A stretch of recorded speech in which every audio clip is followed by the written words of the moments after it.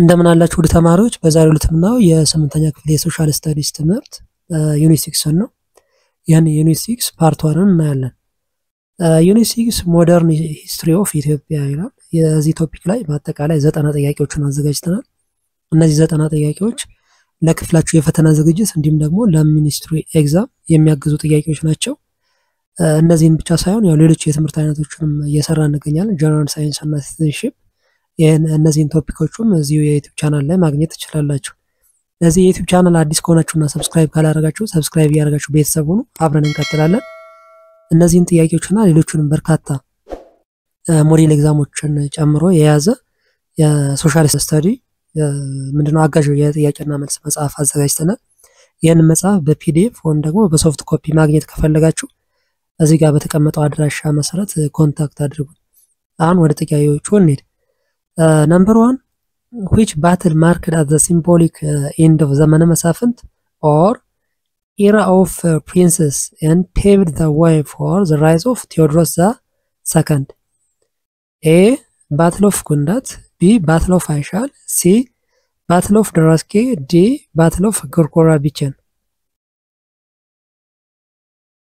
Okay, B. Battle of Aishal. Okay, the Battle of Aishal in 1853 was a significant turning point in Ethiopia's history. Okay, it marked the defeat of Rasali the second by ካሳይሉ ማለት ነው። ካሳይሉ በኋላ ማነው ቴዎድሮስ the second የተባለው ራሳሊን ዲፊት ያደረገበት ማለት ነው። ይሄ ባትል ኦፍ አይሻ ይባላል። Number 2, why did Emperor Theodorus II struggle to maintain unity in Ethiopia despite his military victories? A. Continued resistance from local rulers. B. British invasion and interference. C. Lack of military resources. D. Economic instability. Okay. A. Continued resistance from the local rulers. Okay, ይሄ አንዱ ስትራግል ነበር ማለት ነው። ያጼ ቴዎድሮስ ከፍተኛው ስትራግል የነበረ ነው። የሀገር ውስጥ ገዢዎች ያው ከዘመን መሳፍንት ስለሆነ እየተሸጋገሩ የነበረው ሀገር ውስጥ ያለው ሬዚስተንስ በጣም ከፍተኛ የሆነ ተግዳሮት ነበረ ማለት ነው ለአጼ ቴዎድሮስ።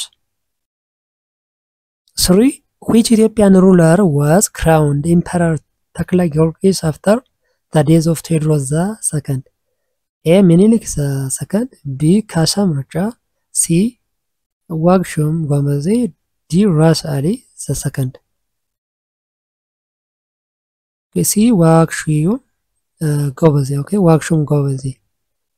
After the Theodorus' death ዋግሹም ጎበዜ የሚባለው ማለት ነው crowned himself as Emperor ተክለ ጊዮርጊስ and ruled for short period before being defeated by ካሳ ምርጫ ማለት ነው። 4, what was Emperor Yohannes IV's main policy towards regional governors? A. He sought complete centralization of power. B. He allowed them autonomy if they recognized his supremacy. C. He abolished all regional governance structures. D. He replaced them with foreign administrators. B. He allowed them autonomy if they recognized his supremacy. Okay, so unlike Theodorus II, Yohannes IV allowed regional rulers to maintain autonomy along they acknowledge his autonomy ማለት ነው when his authority.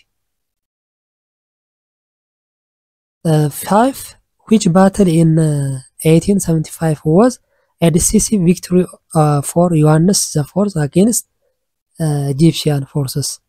A. Battle of Kundat. B. Battle of Jalanko. C. Battle of Imbabo. D. Battle of Daraski. Okay, A. Battle of Kundat. Okay, the Battle of Kundat, Emperor Yohannes IV defeated Egyptian forces at the Battle of Kundat in 1875 ማለት ነው። 6. Which regional ruler posed a major challenge to Johannes IV's authority before submitting in 1878? A. ተክለ ሃይማኖት B. ዋክሹም ጎበዜ C. ራስ ገበና D. ሚኒሊክ ዘሰከንድ D. ሚኒሊክ ዘሰከንድ okay. ሚኒሊክ ዘሰከንድ initially resisted Johannes IV's authority ማለት ነው okay. then ይሄ 1878 የነበረ ማለት ነው ክስተት 7. What was the significance of the Battle of Imbabwe in 1882? A. It secured Ethiopian independence from European colonization. B. It marked the defeat of Menelik II. C. It granted Menelik control over southwestern Ethiopia. D. It ended the Egyptian presence in Ethiopia. C. It granted Menelik control over southwestern Ethiopia. Okay. 8. Which two methods did Menelik II use to expand Ethiopia's territory? A. Military alliance and trade agreements. B. Peaceful submission and armed resistance. D. Diplomacy and regional religious conversion. D. Economic reform and taxation policies. Okay. B. Peaceful submission and armed resistance. Okay. Menelik used both diplomacy and military ማለት ነው ሁለቱንም ነው የተጠቀሙት 9. What was the result of Battle of Azul in 1886? A. The RC Oromo forces were defeated. B. The Egyptians regained control of Harar. C. The Italians occupied northern Ethiopia. D. Menelik II lost power. A. The RC Oromo forces were defeated. Okay. ስለዚህ defeated by the Menelik ማለት ነው okay.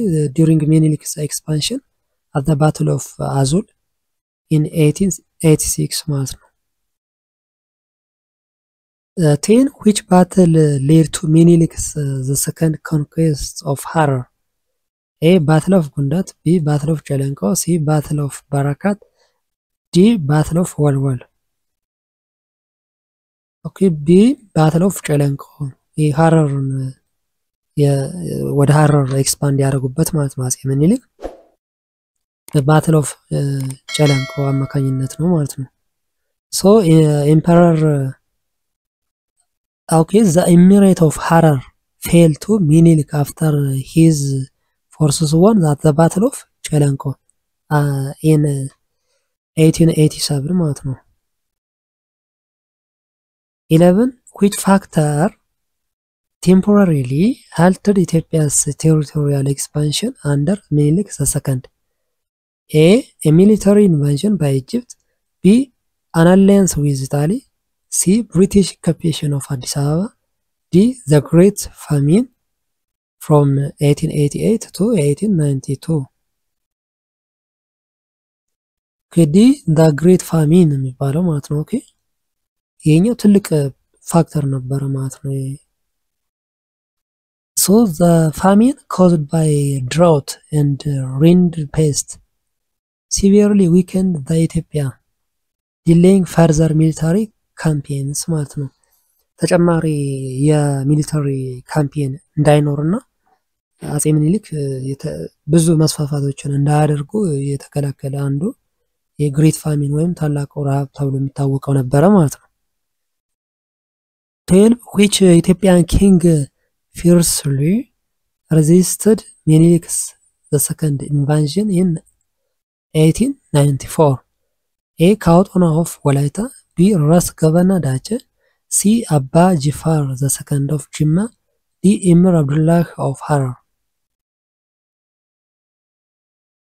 A. Kautona of the Walaita okay ይህ በ1894 ሬዚስት ያደረገ የአጼ ምኒልክን ኢንቨንሽን ካውጦና ኦፍ ዘ ወላይታ ይባላል ማለት ነው። 13 who was the leader of Minilik's military campaign in the south? A. ራስ ገበና ዳጨ፣ B. ራስ ወልደ ጊዮርጊስ፣ C. ፊታውራሪ ሀብተ ጊዮርጊስ፣ D. ራስ ሚካኤል። Okay, A. ራስ ጎበና ዳጨ። Okay, ራስ ጎበና ዳጨ was the leader of the military campaign to the south ማለት ወደ ደቡብ የነበረው ሚሊተሪ ካምፔን በራስ ጎበና ዳጨ ይመራ ነበር ማለት ነው። 14 what was one of the key reasons Minilik II sought to conquer Harar? A. to gain access to international trade routes, B. to expand Christianity in the region, C. to form an alliance with Egypt, D. to punish the emir of Harar. Okay, A. to gain access to international trade routes. Okay, so Harar was the key commercial center and its control had Minilik's strengthens Ethiopia's trade with the outside world ማለት ነው። ይሄ ዋና የትሬድ ኢንተርናሽናል ትሬድ ራውትስ ስለነበረ በሐረር በኩል አጼ ምኒልክ ሐረርን መቆጣጠር ከአውትሳይድ ወርልድ ጋር እንዲገናኙና የኢትዮጵያ ንግድ ከፍ እንዲል አስችሏቸዋል ማለት ነው። 15 which Ethiopian emperor officially incorporated Kaffa into the empire? A. ዮሐንስ ዘ ፎርዝ፣ B. ቴዎድሮስ ዘ ሰከንድ፣ C. ሚኒሊክ ዘ ሰከንድ፣ D. ኃይለ ሥላሴ። Okay, C. ሚኒሊክ ዘ ሰከንድ። Okay, ሚኒሊክ ዘ ሰከንድ completed the incorporation of Kaffa in 1897 ማለት ነው። Okay, 16 which factor contributed to the shift of long distance trade routes from the north to the south and east in the late 19th and early 20th century? A. the rise of city of Gondar as a trade center, B. the victory of Shawan forces at the Battle of Imbabo, C. the expansion of the Portuguese in Ethiopia, D. the decline of Harar as a trade hub. Okay, B. the victory of Shawan forces at the Battle of Imbabo. 17 how did the opening of the Djibouti-Addis Ababa railway impact Ethiopia's trade?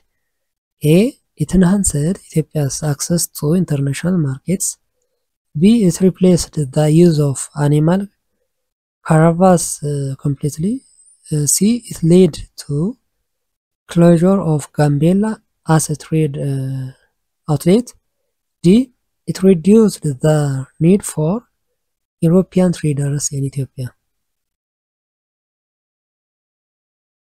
A. it enhanced Ethiopia's access to international markets. So the Djibouti-Addis Ababa railway facilitates the efficient movement of goods, making Ethiopia's exports more accessible to the global markets. 18 which European country attempted to dominate Ethiopia's long distance trade via its colonies in East Africa? A. France, B. Germany, C. Britain, D. Portugal. C. Britain. Okay, the Britain sought to control Ethiopia's trade through multiple routes including Sudan via Gambela, British East Africa and British Somaliland ማለት ነው። Okay, ብሪቲሽ ነበረች ያው ብሪቴን ነበረች በዋናነት ኢስት አፍሪካን ብዙ ኮሎኒ የነበራት ማለት ነው። ሱዳን፣ ኬንያ እና ሶማሊላንድን ጨምሮ ማለት ነው። እዚህ አካባቢ ትልቅ ኮንትሮል ማድረግ ትፈልግ ነበር ማለት ነው። 19 what was the primary export commodity of Ethiopia that replaced ivory and civet musk in the late 19th century? A. gold, B. coffee, C. salt, D. cotton. Okay, B, coffee. Coffee became the principal export item for Ethiopia. It overtakes the ivory and civet mask ማለት ነው። 20 Why did Ethiopian national traders have a limited role in long distance trade?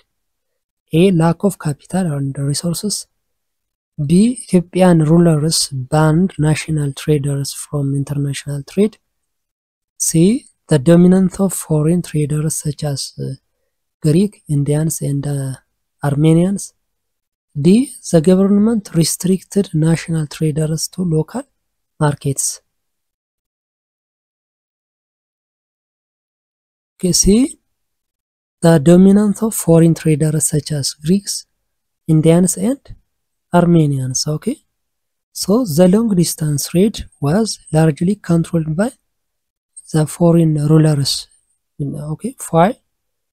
Ethiopia traders focus mainly on the local and internal trades. 21 What was the first bank established in Ethiopia to facilitate monetary exchange? A, Bank of Abyssinia. B, Ethiopian Commercial Bank. C, National Bank of Ethiopia. D, Abyssinian Monetary Fund. A, Bank of Abyssinia. ባንክ ኦፍ አቢሲኒያ የሚባለው የመጀመሪያ ባንክ ነበረ ማለት ነው። ኢትዮጵያ ስታብሊሽ የተደረገ in 1905 ማለት ነው። with the capital of $100,000 ማለት ነው። 22 What was the primary reason Emperor Theodore II sought friendly relations with Britain? A, to secure modern weapons and skilled manpower for arms production. B, to obtain financial aid for infrastructure development. C, to receive diplomatic recognition from European powers. D, to encourage British investment in Ethiopian agriculture. Okay, A, to secure modern weapons and skilled manpower for arms production. Okay, so ዋናው አጼ ቴዎድሮስ ከእንግሊዞች ጋር የነበራቸው ሪሌሽንሺፕ ለዚህ ነበር ማለት ነው። ፎር ኤክስፐርቶችን ለኢትዮጵያውያን እንዲያስተምሩላቸው ማለት ነው። እንግሊዛውያን ኢትዮጵያውያንን ሙያ እንዲያስተምሯቸው፣ ለምሳሌ አርማመንት ፕሮዳክሽን ወይም የጦር መሳሪያዎችን እንዲያለማምዷቸው ፕሮዳክሽን እንዲኖር ለማስቻል ነበረ ዋና ግንኙነታቸው የፈለጉት ማለት ነው። 23 What led to British expedition against Emperor Theodore II in 1867? A, his attempt to expand Ethiopian territory into British Somaliland. B, his imprisonment of European missionaries and diplomats. C, his refusal to allow British trade in Ethiopia. D, his alliance with France against Britain. Okay, B, his imprisonment of European missionaries and diplomats ማለት ነው።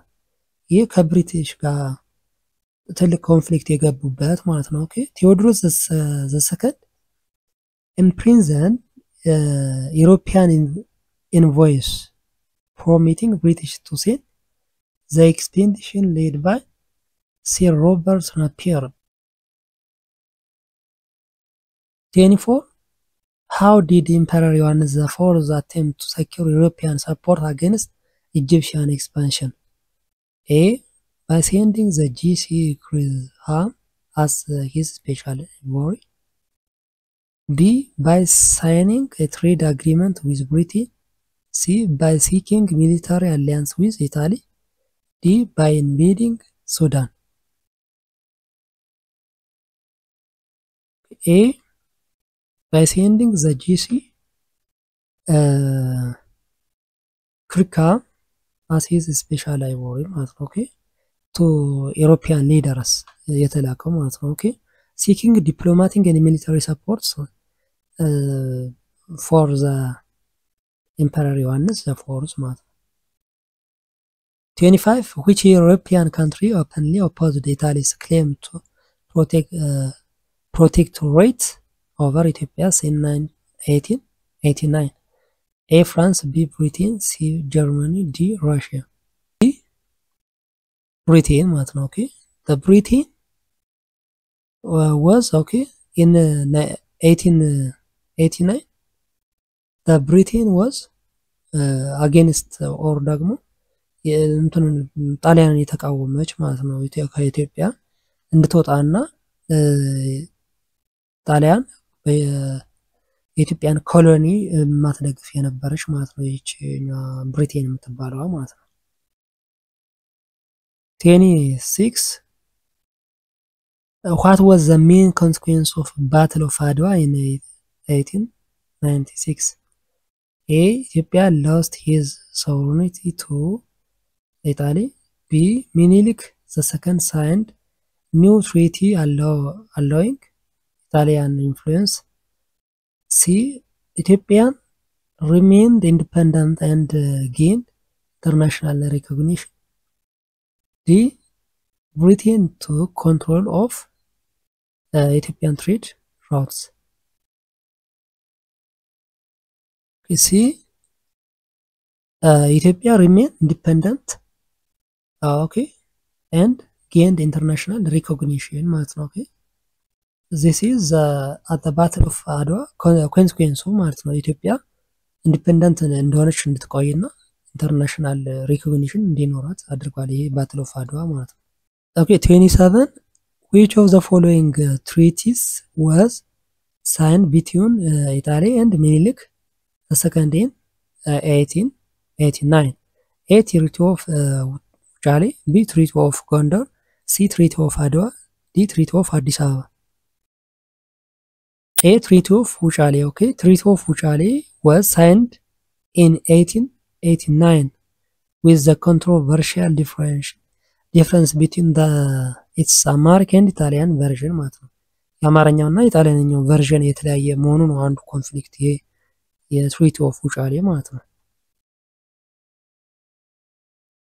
28 what role did Alfred Elg play in Ethiopian diplomacy during Menelik II's reign? A. He advised Menelik II to challenge Italy protectorate claim internationally. B. He led Ethiopian forces against Italy's troops. C.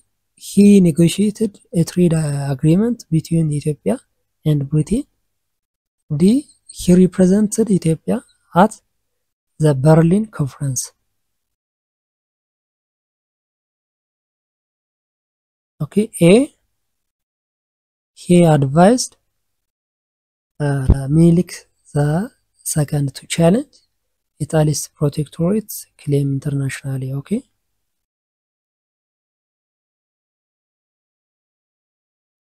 29 why did the Treaty of Wuchale lead to conflict between Ethiopia and Italy? A. Italy provided Ethiopia with faulty weapons. B. British opposed Ethiopia's agreement with Italy. C. The treaty restricted Ethiopia's trade with other countries. D. The Italian version of treaty claimed Ethiopia as a protectorate. okay, D.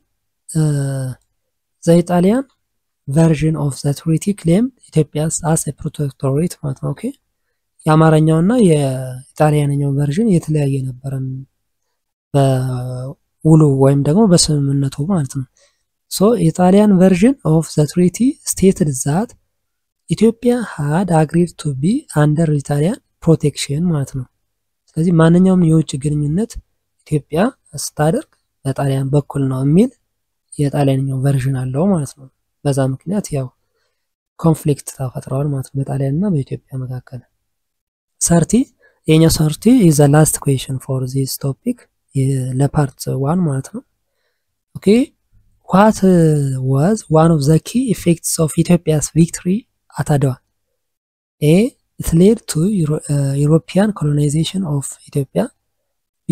It strengthened diplomatic relations with major world powers. C. It resulted in a long-term military alliance with France. D. It led to Ethiopia's economic decline. B. It strengthened diplomatic relations with major world powers. Okay. So after the Battle of Adwa, Ethiopia's independence was recognized as internationally ማለት ነው። Okay. Leading to improve diplomatic relations with various countries. Okay. ከሌሎች ትላልቅ ሀገሮች ጋር አሪፍ ዲፕሎማሲ እንዲኖራት አስችሏል ማለት ነው። ይሄ after the victory of Adwa ማለት ነው ለኢትዮጵያ። ኦኬ የዛሬውን የፓርት 1 ጥያቄና መልስ በዚሁ ጨርሰናል። ፓርት 2 እንቀጥላለን። ሌሎች የትምህርት አይነቶችንና ሞዴል ኤግዛሞችን እንሰራለን። ይሄኛው ቶፒክ ዋናው ዓላማ ምንድነው? ለክፍላችሁ የፈተና ዝግጅት እንዲሁም ደግሞ ለሚኒስትሪ የሚያግዙ ጥያቄዎችን ማዘጋጀትና ለሚኒስትሪ እንድትዘጋጁ ማጋዝ ነው ማለት ነው። ስለዚህ ሌሎች የትምህርት አይነቶችንም እንደዚሁ እንድትከታተሉ እንላለን።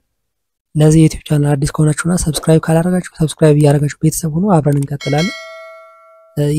እነዚህን ጥያቄዎች እንዲሁም ሌሎችን በርካታ ሞዴል ኤግዛሞችን ጨምሮ በየዩኒቶቹ እንዲሁም ደግሞ ለሚኒስትሪ የሚያዘጋጁ ሌሎች ሞዴል ኤግዛሞችን አንድ ላይ የያዘ አጋዥ መጽሐፍ አዘጋጅተናል። ይህ አጋዥ መጽሐፍ ሶሻል ስተዲ፣ ጀነራል ሳይንስ እና ሲቲዝን ለእያንዳንዳቸው አንዳንድ መጽሐፍ አዘጋጅተናል ማለት ነው። እነዚህ መጽሐፎች በፒዲኤፍ ወይም በሶፍት ኮፒ ማግኘት ከፈለጋችሁ እዚህ ጋር በተቀመጠው አድራሻ ኮንታክት አድርጉን። በሚቀጥለው በሌላ ቶፒክ እስከምንገናኝ ሰላም ሁኑ።